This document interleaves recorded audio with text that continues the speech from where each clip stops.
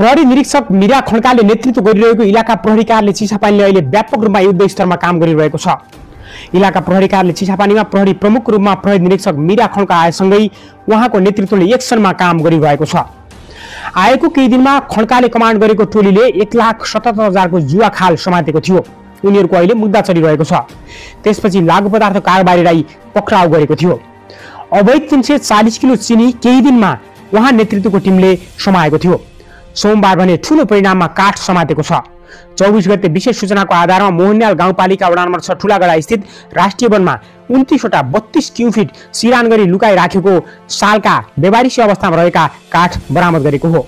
बरामद गरेको काठ सब डिभिजन वन कार्यालय चिसापानीलाई 25 गते बिहान नै बुझाइएको छ। प्रहरी प्रमुख खड्का भन्नुहुन्छ, नो इफ नो बट, राम्रो गर्नुपर्छ।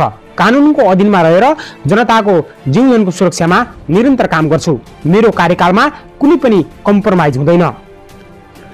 प्रहरी कार्यालय चिसापानीको इतिहासमा पहिलो पटक महिला प्रहरी निरीक्षक आएको यो पहिलो पटक हो। आउने बित्तिकै उहाँले निरन्तर जनताको मन जित्ने गरी काम गरिराख्नु भएको छ। यसअघिका ठाउँहरूमा समेत आफ्नो कार्यकालमा निकै कौशलतापूर्वक उहाँले काम गरेर देखाइसक्नु भएको छ।